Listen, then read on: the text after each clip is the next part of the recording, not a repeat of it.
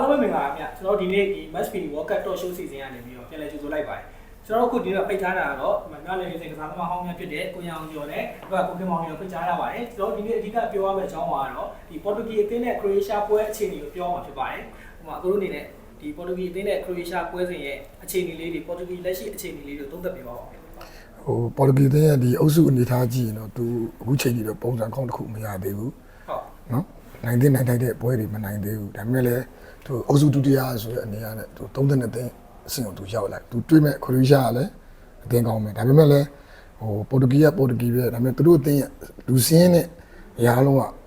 ပြည်သက်တွေကောင်တော့မျောလင့်ထားပေမဲ့လည်းလက်ရှိချွေစမ်းရတော့သူတို့အကောင်းဆုံးပုံစံမရသေးဘူးအခုအနေနဲ့တော့ကိုခင်မောင်နေနေရအောင်ကျွန်တော်အဲ့လိုပဲမြင်တယ်သူတို့ရဲ့အခုလက်ရှိစုဖွဲ့မှုကသူတို့ဒီကွင်းလယ်မှာဆိုလဲတကယ်ဟိုကောင်းတဲ့ပလေယာတွေပေါ့နော်ဒါပေမဲ့သူတို့ရေကနေပြီးတော့ခုနကကျွန်တော်ပြောသလိုပေါ့ဟိုပုံစံကောင်းတွေမရဘူးခြေစွမ်းကြောင်းလားဒါမှမဟုတ်အသင်းရဲ့ဝန်ထမ်းကြောင်းလားပေါ့နော်ဒါကတော့သူတို့ပဲသိမှာပေါ့အဲ့လိုမျိုးလေးအားရစရာမရှိတော့ဟိုကြည့်ရတာနည်းနည်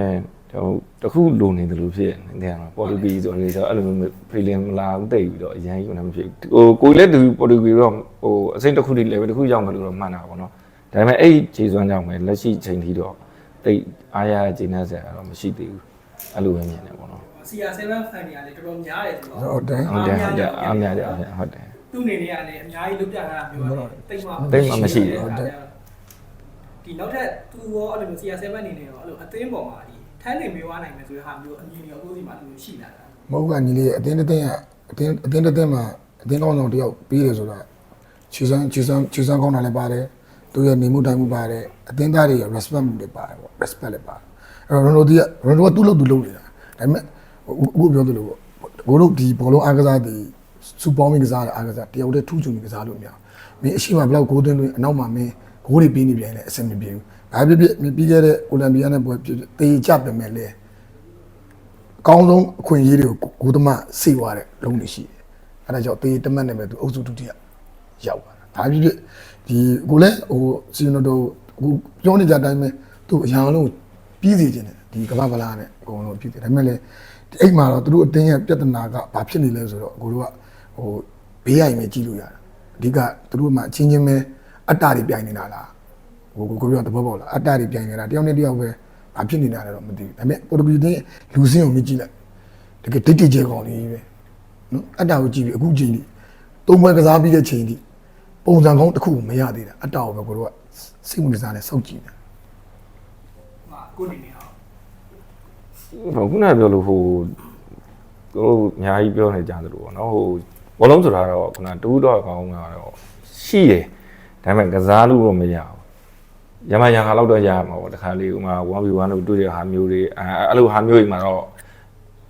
လုပ်လို့ရမယ်ကွာတကယ်လို့ဒီတင်းတဲ့ကစားတဲ့တွန်းဝပိုင်းမှာကြတော့အဲ့လိုမျိုးတိုက်လို့မရဘူးဘာလို့ဆိုကိုယ့်အတွက်နဲ့တင်တဲ့ပလေယာတွေပါဒုက္ခရောက်နိုင်တဲ့အနေအထားမျိုးဖြစ်သွားနိုင်တယ်ဒါညီလေးကပြောတော့တရားတို့ဘယ်လောက်ထိလုံပြသွားနိုင်မလဲကျန်တဲ့လူတွေကသူသွားတဲ့နောက်ကိုဘယ်လောက်လိုက်နိုင်တယ်လဲပေါ့နော်ဒါလည်းလိုအပ်တာပေါ့အားကြောင့်ခုဆိုလို့ရှိရင်ဒီ32သိန်းအဆင့်မှာတို့ Croatia နဲ့တွေ့တယ်ဒါပေမဲ့အဲ Croatia အသင်းကလည်းကိုယ်အသင်းလို့လည်းပြောလို့ရတယ်ဒါပေမဲ့ကစားကွက်ကတော့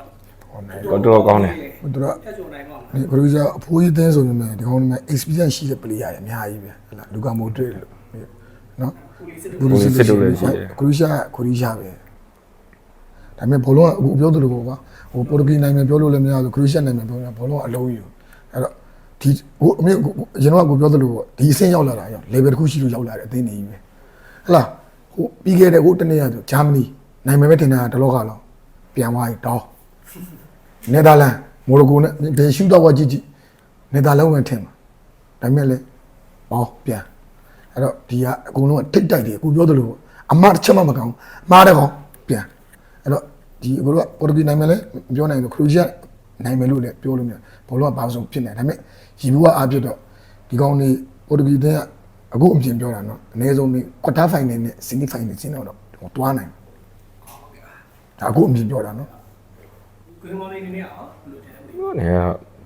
ဒီဘွဲကတော့တကယ်ကြီးကောင်းမှာပဲဘာလို့လဲဆိုတော့ဟိုဘက်မှာလည်းလူကမိုရီလိုအဲ့လိုဟိုကပါလဲဒီမစ်ဖီမှာပေါ့နော်တကယ်ဟိုထိပ်သီးကောင်းခဲ့တဲ့ဟိုနေ့နေတကယ်ပါလာတယ်ဒါပေမဲ့အသက်ရရတဲ့နေကြီးတယ်ဒါပေမဲ့သူတို့ရဲ့ခြေစွမ်းတော့အခုချိန်ကြီးကောင်းတော့ဒီဘက်မှာကျတော့လေဟိုဘရူနိုတို့ အားလုံးစေးပါလို့ရှိတယ်နိသူတို့လည်း midfield ကောင်းတာပဲသူတို့လည်းအခုတက်လာတဲ့အချိန်မှာဆိုရင်ဒီတော့သူတို့ရဲ့ဒီနှစ်သင်းမှာဆိုရင်ကိုအဲ့ midfield အပြိုင်မှု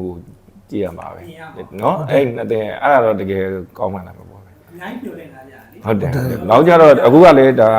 32သိန်းအစဉ်ရောက်ပြီဆိုတော့နောက်တစ်ဆင့်တက်ဖို့အတွက်2သိန်းလောက်တော့အားထုတ်မှာတော့ကျင်းသေးပဲသူတို့ကခုနကအခုပြောလို့ပေါ့အကိုစိတ်ဝင်စားတာအဲ့ midfield တွေသူတို့တွေဘာလုပ်ကြမလဲအဲ့မှာတော့အဖြေပေါ်လာမှာပဲနိနော်အဲ့ဒါဟုတ်တော့စောင့်ကြည့်ရမယ်ကောင်းတယ်2သိန်းလောက် ခရိုအေးရှားလည်းရှင်းနေတယ်မှာအများကြီးလုပ်ပြတာ ဟုတ်တယ် စိုးရင်ညာသူဖြစ် ဖြစ်တယ် ဒီခရိုအေးရှားကိုဖျက်ကျော်ပွားရဆိုလို့ရှိရင်နောက်ထပ်16သိန်းရှုံးထက်ဆွဲမှာကြတော့တွေ့မှာဒီစပိန်နဲ့အော်စတြေးလျနိုင်တဲ့အသင်းဖြစ်နေမှာသူ့လမ်းကြောင်းကတော်တော်ကျက်နေတယ် မိုက်သူပေါ်တူဂီလမ်းကြောင်းကျတဲ့အကြောင်းရင်းကပြဿနာကအုပ်စုပထမမဖြစ်လို့ဖြစ်လာတဲ့ပြဿနာ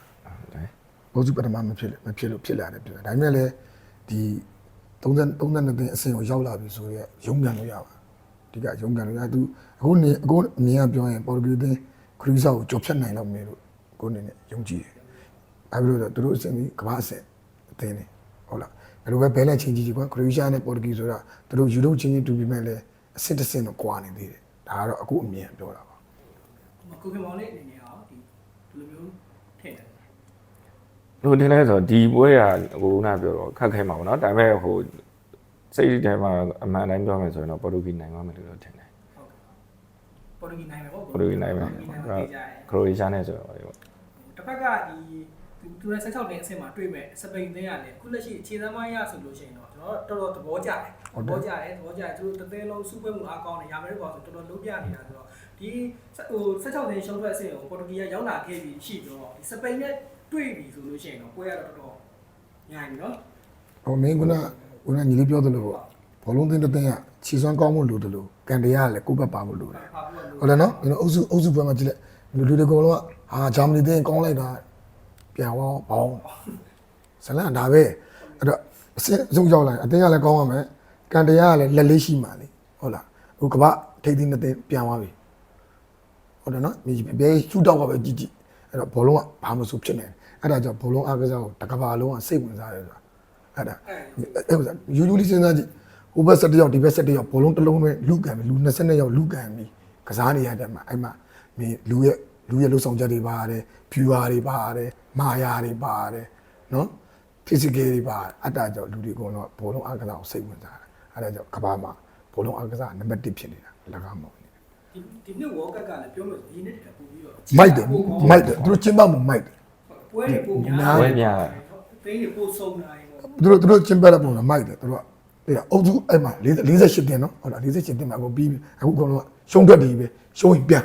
ရှုံးပြ ရှုံးရင်ပြန် ဒီရှုံးထွက်ပွဲတွေကလည်းပုံများ မနေ့ကရှုံးထွက်တယ်ပဲရှုံးရင်ပြန်အဲ့အခုမှသူတို့ကဘယ်လိုလဲဆိုဟာနာမှာ32တင်ပြီးရင်16တင်နော်ပြီး10တင်ပြီး4တင်ဆိုတော့အမှန်တော့ရှုံးရင်အခုပြန်ရမှာအဲ့တော့တစ်ချက်မှအမှားမခံ ချက်မှာမားလို့လည်း မိုက်ပြန်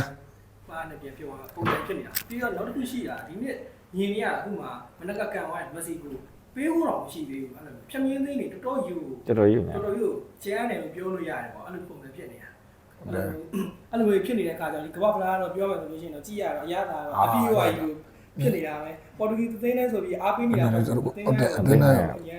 ကိုတို့ကလည်းအခုကိုတို့ဗမာလူမျိုးတွေကအဆွဲရတာဟိုပေါ်တူဂီဘရာဇီးဘာညာဖြစ်နေ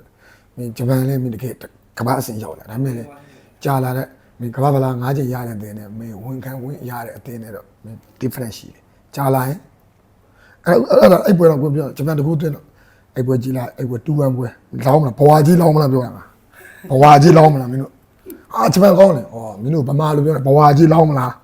ဘဝကြီးပြောကပ္ပလာအကျယ်ရီထိုးတာလားအလကားထိုးတာမဟုတ်ဘူး9ချိန်ထိုးတာစော်ဘောတင်းပေါ့ အဲ့တော့သူတော့ ဟာ စပတိုင်းထောက် ကြောက်ပါဘူးပြောအလကားပြောတာတို့အလကားပြောတာငါတို့ကခံစားမိလို့ပြောတာ အဲ့ဒါကိုကျွန်တော်တို့ပေါ်တူဂီပွဲအကြောင်းလေးပဲပြန်ဆက်လိုက်အောင်ကိုအနေနဲ့ဒီပေါ်တူဂီပွဲကိုဒီဘယ်လောက်ထိပေါ်တူဂီကဂိုးသွင်းနိုင်မလဲမှာ correct score ပုံစံမျိုးလေးပေါ့ဘယ်လောက်နဲ့ပြီးသွားမလဲဆိုတဲ့ဟာမျိုးလေးခန့်မှန်းမိပါဦးဟိုတရားမျိုးပေါ့ အခုအနေနဲ့ပေါ်တူဂီကဘာပြောဒီအဆင့်မှာ level ကအသင်းတွေအကုန်လုံးကောင်းတယ်တော့အခုအနေနဲ့ပေါ်တူဂီနိုင်လဲ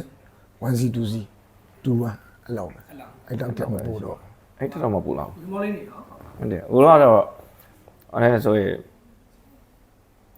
ပွဲချိန်နဲ့ကြော်ရမနိုင်နဲ့